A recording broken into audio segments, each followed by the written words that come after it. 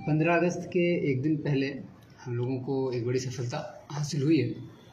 पिछले कुछ महीनों में, विशेष करके जुलाई में और अगस्त के शुरुआती दिनों में कुछ घटनाएं सीएसपी संचालकों के साथ हुई थी। आप लोगों को भी ज्ञात है, करीब सरायरंजन थाना और घटों थाना अंतर्गत सीएसपी संचालकों को टारगेट किया जा रहा था कुछ अपराधियों के द्वारा, और करीब 3 की संख्या में एक गाड़ी पर अपराधी आते थे और उसके बाद जो चौर वाला रास्ता था उसको पकड़ते हुए भाग जा रहे थे। तो इसमें टीम काम कर रही थी। एसआईटी का इसमें गठन किया गया था। एसडीपीओ पटोरी और एसडीपीओ दलसिंह सराय के नेतृत्व में डीआईयू से मुकेश कुमार इंस्पेक्टर इसको लीड कर रहे थे, और घटों एसएचओ और एसएचओ सरायरंजन और एसएचओ हलई, ये लोगों की टीम बनी हुई थी। तो इस घटना का उद्भेदन कर लिया गया। लगातार 2 घटनाएं हुई थी। घटों ओपी में 1 लाख रुपये लूटा गया था और सरायरंजन में करीब 3 लाख रुपये लूटा गया था, ऐसी बात सामने आई थी। तो जब हम लोगों ने इस घटना का टेक्निकल इन्वेस्टिगेशन किया तो पता चला कि जंदाहा थाना के, वैशाली का जंदाहा थाना का डी बचोली गांव है, वहाँ के कुछ लड़के एक्टिव हैं जो इस तरफ जिनका लगातार मूवमेंट देखा जा रहा है और उनका कुछ आपराधिक इतिहास भी पहले रहा है।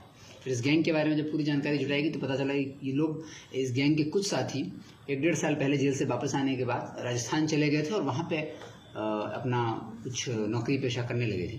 ये लोग इधर 3 महीने पहले, घटना के 3 महीने पहले फिर वापस लौटे हैं, और वापस लौटने के पश्चात धन की कमी को देखते हुए इन लोगों ने फिर अपराध करने की योजना बनाई।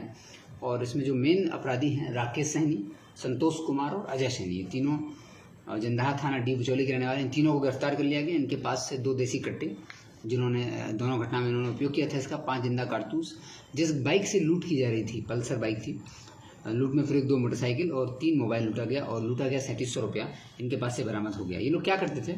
जब इनसे पूछताछ हुई तो घटनाक्रम उन्होंने स्वीकारा। उन्होंने बताया कि क्वालिटी ऑफ लाइफ इनके लिए पैशन था, कि अच्छी ज़िंदगी, धन की कमी ना हो, वो इनका पैशन था। उसको पूरा करने के लिए आसानी से पैसे कैसे कमाए जा सकते, उन्होंने लूट का रास्ता चुना।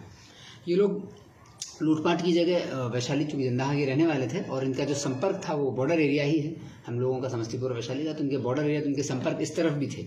तो अपने थाना को इन लोगों ने छोड़ दिया और इनका अक्सर सरायरंजन और घटों क्षेत्र में आना जाना रहता। तो बरुणा पुल के पास इन्होंने ये लूट की योजना बनाई, और राकेश सहनी और अजय सहनी अपने साथी 2 लोग आए, और जो सीएसपी वाले हैं उनको ऑब्जर्व किया कि वो बैंक से कम निकलते हैं। सभी सीएसपी संचालकों को अपनी टाइमिंग को लेकर के अलर्ट रहना चाहिए। उनकी बैंक से निकलने की टाइमिंग को इन लोगों ने रेकी कर लिया था, और अरुण सहनी, संतोष राम और संजय सहनी, ये तीनों पल्सर मोटरसाइकिल से वहाँ पहुँचते हैं। एक व्यक्ति इनमें से लाइनिंग करता है और फिर हथियार निकाल करके लैपटॉप और कुछ पैसा जो है ये लूट लिया था इन्होंने। उसके बाद फिर 1 अगस्त को, जुलाई में घटना हुई। जुलाई के पहला आपने देखा होगा, लगातार 2-3 घटनाएं हुई थी। उसके बाद फिर 1 अगस्त को घटों ओपी में एक घटना हुई कांचा गांव में। वहाँ पे कांचा गांव का एक लाइनर भी था। इस लोगों ने पहले उस कांचा गांव के लाइनर से संपर्क किया और उसने इनको टाइमिंग बताया और इसके निकलने का रूट बताया। ये लोग पहले सीएसपी वालों को टारगेट आइडेंटिफाई करते हैं, किस सीएसपी वाले को लूटना है, उसका रूट देखते हैं और उसका टाइमिंग देखते हैं कि बैंक से कम निकल रहा है या सीएसपी से कम निकल रहा है। उस क्रम में घटना को कारित करते हैं। उसके बाद अरुण सहनी, संजय सहनी, संतोष राम अपने पल्सर मोटरसाइकिल से बहादुरपुर गैस एजेंसी के पास रुक गए। गैस एजेंसी के पास कांचा के पास, वहाँ इन लोगों ने वेट किया, और जैसे ही राकेश सहनी ने संतोष राम को फ़ोन करके सूचना दी कि जो सीएसपी संचालक हैं वो गैस एजेंसी से निकल चुके हैं, उसके बाद इन लोगों ने रास्ते में ही पैसा लूट लिया था। पैसा जो लूटा गया था उसके बारे में जो वादी ने बताया था सीएसपी संचालक ने, लेकिन इनने जो बताया उसमें भिन्नता है। इन लोगों ने अपनी पूरी घटनाक्रम और उनका जो टेक्निकल इन्वेस्टिगेशन था वो भी हम लोगों ने किया है, लेकिन जो अमाउंट है वो भी ये देखा जा रहा है कि रोसड़ा में भी एक सीएसपी वाले के साथ लूट हुई थी। तो कुछ सीएसपी वाले इसमें चालाकी भी कर रहे हैं, अधिक अमाउंट दिखाते हैं, कुछ अमाउंट गायब कर देते हैं। जो घटना का उद्देश्य होता है उनका, घटना हुई थी ये, लेकिन इसमें 51,000 रुपये लूटे गए थे, जबकि सीएसपी संचालक ने 3 लाख की रिपोर्टिंग कराई थी, जबकि 2.5 लाख उन्होंने 3 दिन पहले बैंक से निकाले थे, और 3 दिन उनके वो बैंक जो ट्रांजेक्शन हुआ वो उनका खर्च हो गया था। लेकिन उन्होंने पुलिस को भी दिग्भ्रमित करते, इससे हम लोगों का अनुसंधान भी प्रभावित होता है। लेकिन अपराधी ने पूरी संलिप्तता भी बताई है, और अपराधी उसके पास से वो हथियार भी बरामद हुआ है। अपराधी का मूवमेंट भी उस दौरान उस क्षेत्र में देखा गया है, और अपराधी ने जो लूटा गया पैसा उसके बारे में बताया। साथ ही रोसड़ा में भी एक सीएसपी लूट की घटना इसी प्रकार हुई थी, वो भी पूरी तरह दिग्भ्रमित करने का प्रयास सीएसपी संचालक के द्वारा किया है। तो ये भी हम लोग देख रहे हैं।